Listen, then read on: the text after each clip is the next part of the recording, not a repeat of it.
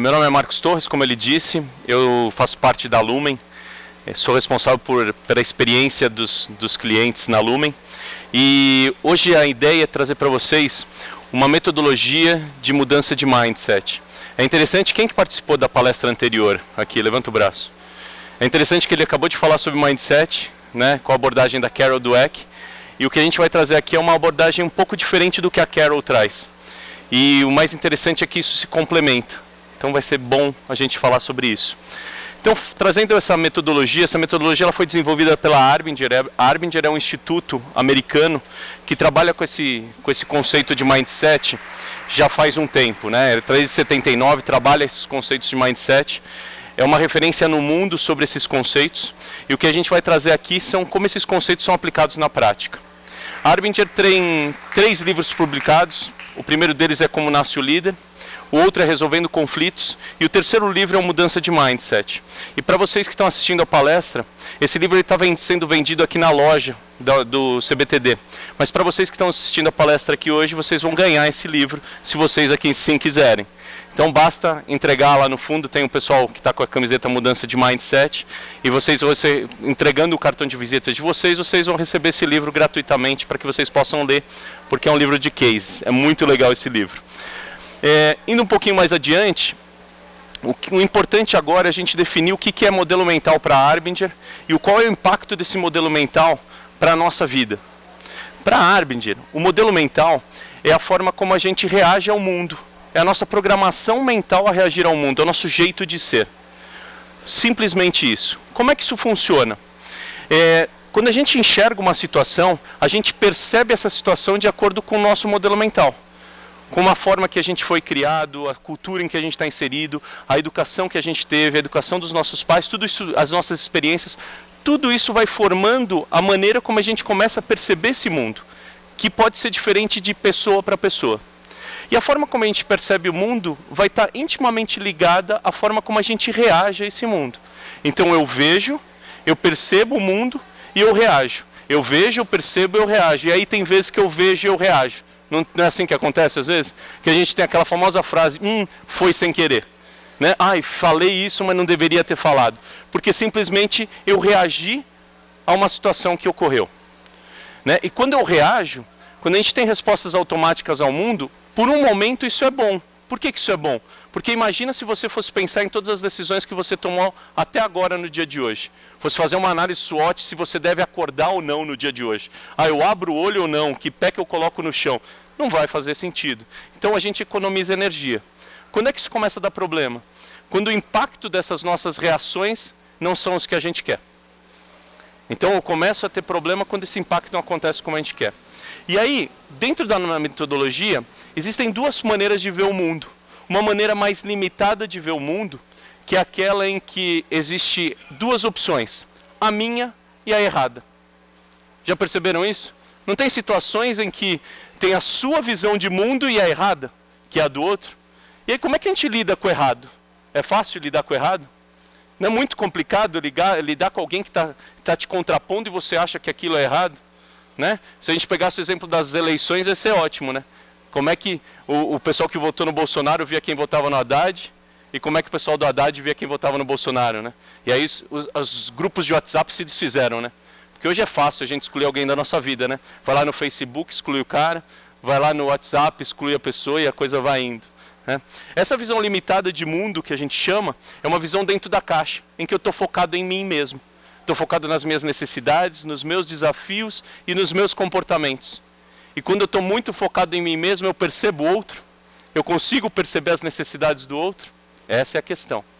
A ideia aqui é a gente sair dessa visão limitada de mundo para uma visão mais expandida de mundo, em que eu enxergo o mundo por diversas perspectivas.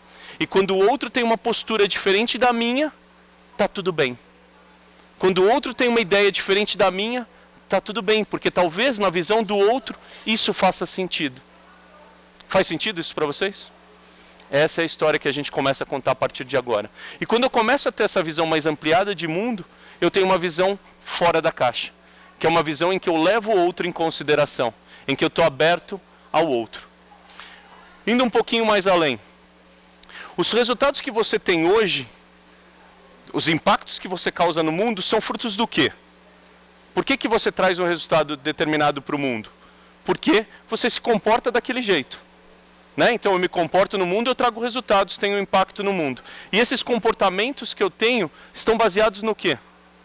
Como a gente viu anteriormente, a maneira que eu reajo está baseada no meu mindset. Então todos os comportamentos que eu tenho estão também baseados no meu mindset. Na forma como eu enxergo o mundo, na lente que eu enxergo as coisas. E aí, o que acontece na grande maioria das vezes, né? Se eu quero novos resultados, eu fui profissional de RH, fui gestor de RH durante 18 anos.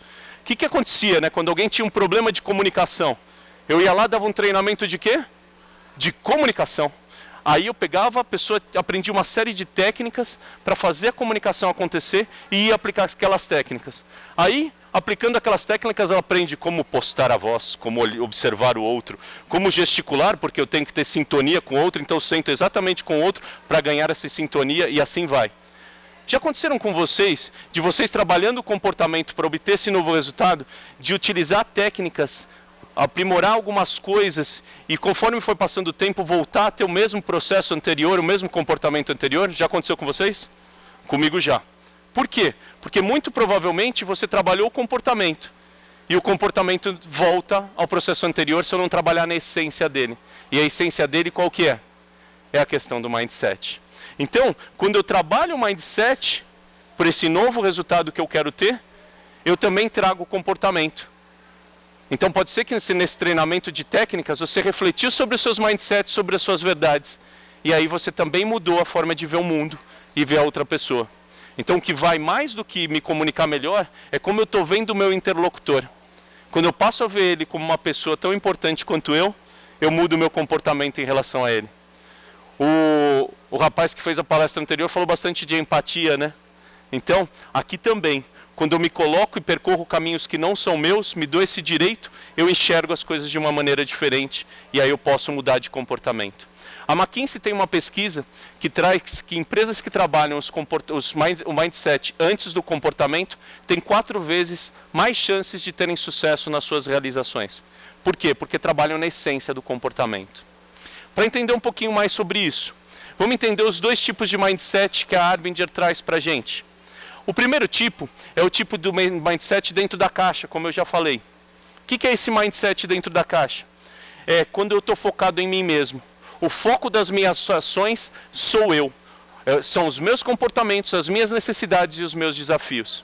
Se eu estou focado em mim mesmo, eu consigo perceber o outro? Consigo ou não? E aí, essas necessidades, objetivos e desafios do outro eu simplesmente ignoro. Então isso não existe para mim. Como é que os outros são para mim? A gente fala que os outros passam a ser objetos para mim. Por mais frio e cruel que isso possa parecer. São objetos em que sentido? Eles vão ser meios em que eu vou usar para conseguir o que eu quero. Eles vão ser obstáculos que estão me atrapalhando, em que eu vou culpar e criticar. Ou eles vão ser irrelevância, simplesmente eles não funcionam. É legal que um gestor, às vezes, contrata alguém para ser um meio para ter resultado, depois esse cara não vai dando resultado, ele passa a ser um obstáculo, e depois que ele continua ali na empresa, o que a gente faz com ele? Ele vira uma irrelevância. E aí eu não falo mais com esse cara, eu vou excluindo ele das coisas. O que é a grande coisa aqui? É que os outros não importam tanto quanto eu. Essa é a grande coisa de estar dentro da caixa. O que importa sou eu. Quando eu vou para fora da caixa, aí é diferente. O foco em mim está em mim, mas os outros também são importantes. Os outros são pessoas tão importantes quanto eu. Sendo pessoas tão importantes quanto eu, essas pessoas têm necessidades, desafios e objetivos que podem ser diferentes dos meus. Faz sentido isso para vocês? E aí quando eu entendo que essa pessoa é uma pessoa e também tem todas essas necessidades, objetivos e desafios, eu começo a levar toda essa situação em consideração para atuar com essa pessoa, para interatuar e me interrelacionar com ela. O que acontece a partir desse momento? Eu vejo essas pessoas realmente como pessoas. É importante que se diga que entender a necessidade do outro não quer dizer suprir a necessidade do outro. Faz sentido? Entender a necessidade do outro quer dizer que eu vou entender porque o outro se comporta dessa maneira. E aí eu posso ajustar os meus comportamentos até para falar um não, até para impor um limite. Ou seja, os outros importam tanto quanto eu. E é assim que a gente começa a se relacionar com o mundo. Eu estava na minha casa fazendo um churrasco com os amigos uma vez, e a Fernanda, que é uma amiga minha, estava com o esposo, com o Rodolfo, e ela chegou e falou assim: Marcos, você não sabe o que o Rodolfo fez. Eu falei: Fernanda, o que ele fez? A gente estava voltando uma viagem do Chile, super romântica, com os filhos e tudo, e aí ele estava indo no saguão do aeroporto em direção ao estacionamento, com o carrinho cheio de malas, o filho em cima da bagagem, e aí ele levando.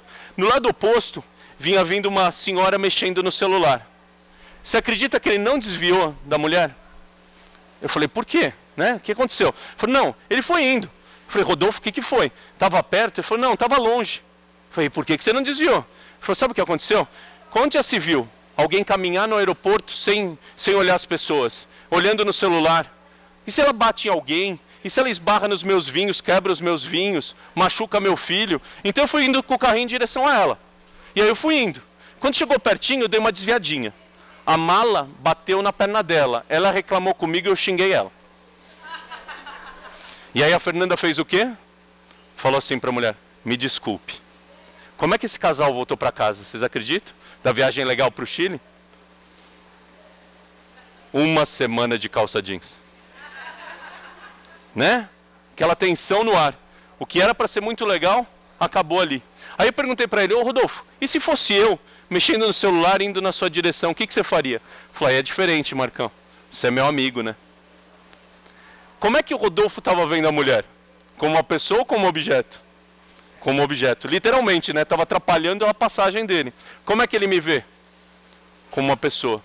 E aí, a mesma história, mesma cena, atores diferentes, interpretações diferentes, reações diferentes. É isso que a gente traz. Para falar um pouco mais dessa situação, eu trouxe o case da Louise Franciscone. A Louise Franciscone, ela foi presidente de um departamento de uma empresa de mísseis nos Estados Unidos, que é a Raytheon. E ela vai falar um pouco da relação dela com o gestor dela. I had a boss, my corporate boss. I was reporting to the CEO of the company at the time. And we had, you know, when you run a missile business, you have a lot of technical issues. I was not technical. My boss was technical. I'm also the kind of person who likes to do a lot herself. Not that I don't like to do it in teams with me, but upward, I have this bad way of saying, that I can do it myself. Now, that's the best part of me and the worst part of me.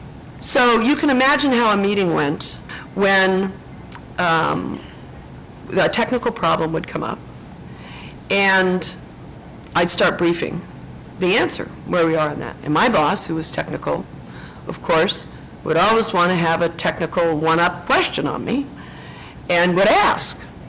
And I, being the kind of person that I was, always wanted to have the answer. And so I'd have the answer. And he'd ask another question, and I'd have another answer. And that was bad collusion, because we fed off each other in a very bad way. He was really a guy that really liked to help people learn. I always felt he was micromanaging me.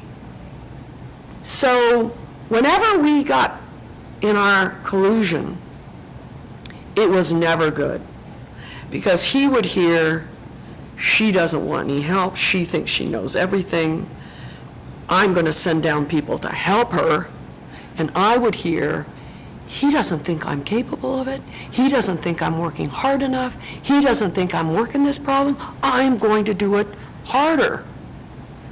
Those people would come down, I'd get my whole team together, they always knew I worked as hard as could be, so they'd stand right behind me. My gosh, nobody's working harder than Louise to help this business. So they're lined up behind me, he'd bring in his fleet of teams, you know, they're lined up behind, and what do you think is happening? One group's trying to help, sort of, not really, but they're trying to help. We're trying to, you know, look like we're in charge, not really, but sort of, you know. The collusion was brutal. And it drove deep within the organization because they had such loyalty to me as a leader. And it got so bad, I was thinking of quitting because I didn't like my job. Because I really was putting my heart and soul in it, and I didn't think my boss appreciated it. Como é que era a visão que a Louise tinha do chefe dela? Era boa? Era um chefe centralizador? Era um chefe que microgerenciava? Um chefe que testava o tempo inteiro para ver se ela sabia das coisas? Ela não era técnica, ele sabia que ela não era técnica, ele pegava no ponto fraco dela. Essa visão é uma visão que ela tem. Tendo essa visão a respeito dele, como é que vocês acham que essa relação acontece? É uma boa relação entre eles? Não. E aí, quando a gente faz a visão do outro como um vilão da história, e a gente se coloca num papel de vítima, ou de salvador da pátria, ou de dono da razão, é o que a gente chama tecnicamente de autossabotagem, que está baseado num processo que se chama autoengano, que é uma visão distorcida da realidade. Aqui, quem gostaria de ter o chefe que ela tem? Vocês gostariam de ter esse chefe? E olha que interessante, em pouco tempo ela já conseguiu aliados aqui. Ela já vendeu a história dela para vocês. Quem não quer ter o chefe dela já comprou esse chefe que ela vendeu para vocês. Agora, esse chefe é real ou está na cabeça dela? As reações dela vão partir desse processo que ela está com o chefe, da visão que ela faz. E aí o que ela faz? Ela coloca a equipe inteira dela contra a equipe do chefe. Acontece isso nas organizações? Duas áreas entrando em conflito porque o chefe passa a visão do que ele tem sobre a outra pessoa. Isso está tudo baseado aonde? No mindset dentro da caixa, em que ela está focada nas próprias necessidades, deixando de ver o gestor. Ok? Vamos ver o fim dessa história? Porque aí ela vai participando de algumas aulas e dentro de uma aula ela tem o seguinte insight. And I stopped the class, and I stood up and I said, I need to draw a collusion.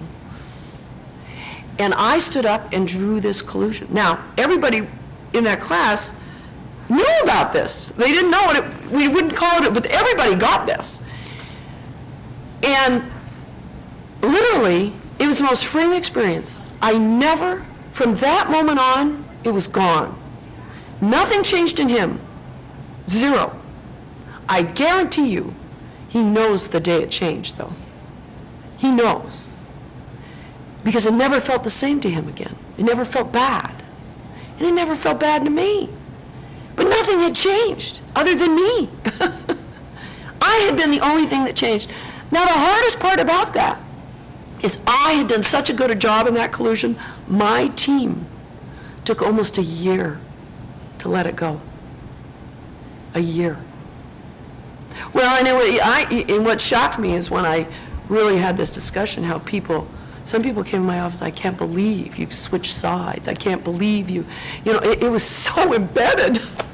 I had to draw that. They tested me. They watched me. They wanted to really know, is she real on that? And I was. My heart had changed. I got it. That, to me, it was a lifesaver for me personally, because it was so difficult for me. Where I was in my personal career because of that, what I felt about myself was so wrong, but it affected everything I did every day, even in my personal life and at work. And the damage that I was doing to the broader organization was huge. It was huge. And the power of it was two things: how free I got so fast.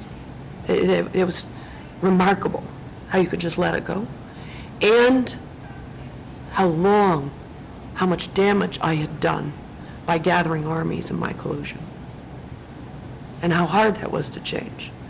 And that as a leader, that was a huge responsibility focus for me. To me, it was probably one of the most powerful, I would say it was the most powerful learning experience in my whole career. Fundamental o processo dela de entendimento do quanto ela era responsável pelo que estava acontecendo. Né? Da forma de ver o chefe, quando ela passa a mudar a forma de ver o chefe dela, ela muda a postura em relação a isso. E o mais interessante é que ela tem uma equipe que ela colocou contra a equipe do chefe, né? E às vezes a gente faz isso enquanto gestor, de quase sem querer, né? Quando eu chego de uma reunião falando com uma outra pessoa, chego para minha equipe aqui e falo, putz, que reunião difícil, né? Como foi difícil, essa pessoa é difícil de lidar e tudo mais. Eu vou criando uma imagem na minha equipe que é a imagem que eu construo para eles. Então os impactos que eu estou causando, ela traz muito claramente que dano que eu estava trazendo para a organização. E aí o insight de, se eu passo a ver o meu chefe de uma outra forma, eu reajo de uma outra forma com ele. Ela sai do processo de autossabotagem e procura vê-lo como uma pessoa tão importante quanto ela. E aí ela sai da caixa para ver a coisa de uma maneira diferente. Mas é importante a gente entender como a gente sai da caixa, né? Então a gente resolveu conversar com vocês sobre o conceito, mas também sair daqui com uma ferramenta prática que vocês podem usar quando vocês saírem daqui, que é a pirâmide da influência. O que é a pirâmide da influência? A pirâmide ela funciona da seguinte maneira. Primeiro, é básico que eu tenho que enxergar o outro como uma pessoa tão importante quanto eu. Ele tem necessidades e objetivos que podem ser diferentes dos meus, e se eu não enxergar isso nele, eu não vejo ele como uma pessoa. E aí a base da pirâmide é construir relacionamentos. É bom construir relacionamentos com as pessoas? O que traz o relacionamento quando eu começo a construir com as pessoas? Traz confiança, traz credibilidade, traz empatia. E empatia a gente caracteriza em se colocar no lugar do outro, com os recursos do outro. Porque só assim eu consigo ser empático, porque me colocar no lugar do outro sendo eu mesmo não funciona. Então, quando eu faço esse trabalho de construir relacionamento, eu crio uma série de possibilidades indo além de mim mesmo. Outro ponto, ouvir e aprender. Entender o ponto de vista do outro para entender por que o outro tomou determinada decisão. Hoje, quando eu dou feedback para a minha equipe, a primeira coisa que eu faço é perguntar o que aconteceu. Deixa eu enxergar a situação do seu ponto de vista com os seus recursos, porque assim eu consigo te desenvolver. Eu encontro o gap que está faltando. Outro ponto, ensinar e comunicar. Se eu estou ali construindo relacionamentos, entendi o seu ponto de vista, minha comunicação com você muito provavelmente seja muito mais fluida e muito mais conectada. E aí eu consigo, o outro entende também como uma pessoa tanto quanto eu, e acontece uma conexão mais fácil. E por último, o processo de correção. Mas o processo de correção aqui, ele está focado no desenvolvimento do outro. Não é uma correção que aponta o dedo e fala que você errou, mas sim o que você pode fazer de diferente a partir de agora. Porque correção, quando a gente corrige apontando o dedo, funciona? A pessoa vai continuar fazendo quando eu virar as costas? Muito provavelmente não. Quando eu busco o desenvolvimento do outro, nas gaps do outro, aí sim eu estou resolvendo o problema na raiz. A pirâmide, então, ela tem que ser usada como? A ideia é que a gente use no dia a dia a pirâmide de baixo para cima, enxergar o outro como uma pessoa, construir relacionamentos, ouvir e aprender, ensinar e comunicar, e se for necessário, porque se eu fiz toda essa base, talvez no dia a dia não seja necessário corrigir. Quando alguma coisa dá de errado, a pirâmide tem que ser usada de cima para baixo. Por quê? Passo a passo. Eu vou lá, deu errado, então eu vou corrigir primeiro, com foco no desenvolvimento. Não deu certo, eu vou ensinar e comunicar. Não deu certo, eu vou ouvir e aprender. Não deu certo, eu trabalho sobre relacionamento. Só que isso só vai funcionar se eu estiver fora da caixa. Se eu estiver com um mindset olhando o outro como uma pessoa tão importante quanto eu. Porque se eu não estiver olhando o outro assim, vai ser uma mera colocação de ferramenta em prática. E aí, muitas vezes, isso não faz sentido. Como uma série de coisas que a gente vê no mercado, né? E para a gente ver isso acontecendo na prática, eu trouxe aqui um case de um policial da SWAT invadindo uma casa com traficantes. Vocês estão curiosos para ver? Imagina um cara usar essa pirâmide com um traficante de drogas. Como é que a gente consegue ver um traficante como uma pessoa tão importante como a gente?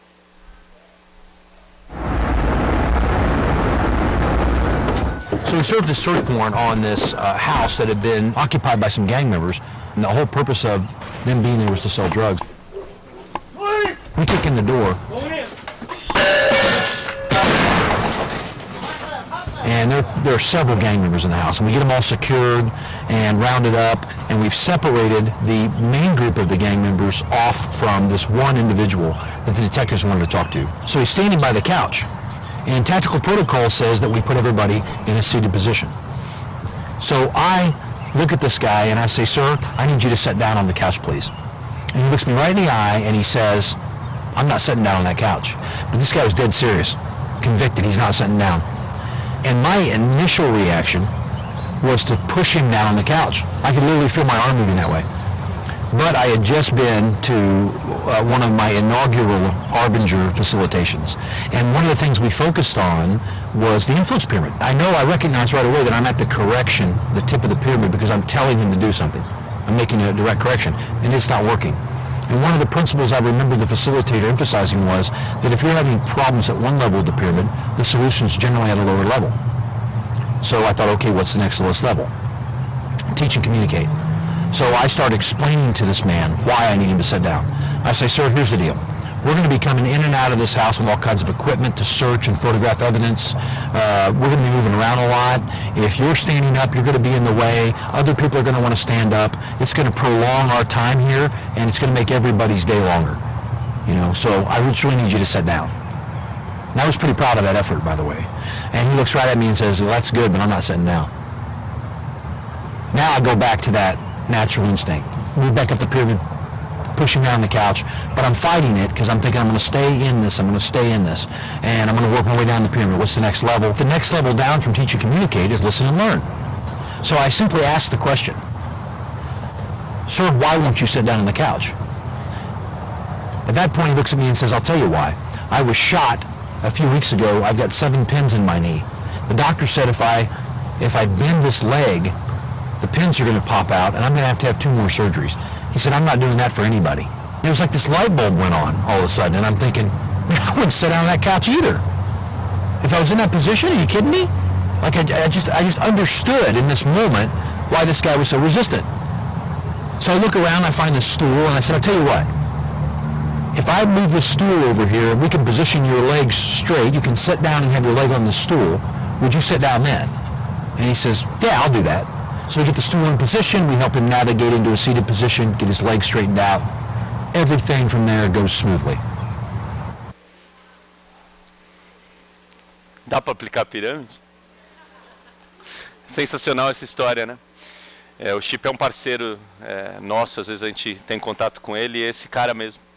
Esse cara que muitas vezes foi um policial da SWAT duro e que chegava quebrando tudo. Para vocês terem uma ideia, o Chip, ele durante um tempo foi recordista de litígios com a população, o batalhão do Chip. Litígio com a população é o processo que a população coloca na polícia por excesso de violência. Esse cara aqui. Então ele traz pra gente um case real de um processo de estresse absurdo, que é invadir uma casa, e ele consegue colocar essa pirâmide em prática.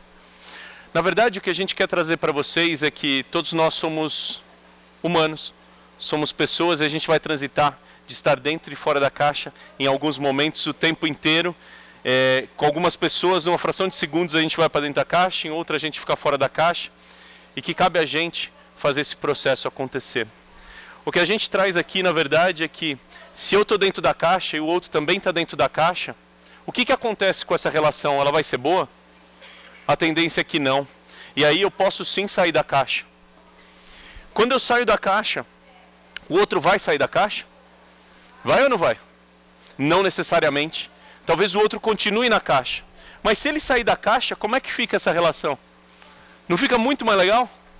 Não fica uma compreensão mútua das necessidades uns dos outros? Imagina isso dentro de uma organização. E é isso que a gente vê nas organizações, um trabalho mais colaborativo em função de objetivos comuns. Agora, se esse outro não sai da caixa, como é que a gente faz? Talvez a gente vá para dentro da caixa de novo, né? Isso é uma opção sua. Ir para dentro da caixa é o que a gente pode fazer, ou se manter fora da caixa. Na minha experiência com a metodologia, eu enxergo que nunca é bom estar dentro da caixa. Nunca. Porque ela sempre me traz um primeiro impacto do processo de autossabotagem, de ver o outro como um vilão da história. Então, o que a gente traz como mensagem final para a gente aqui, é que a mudança mais importante é fazermos nós mesmos o que a gente espera que o outro faça. Obrigado, pessoal.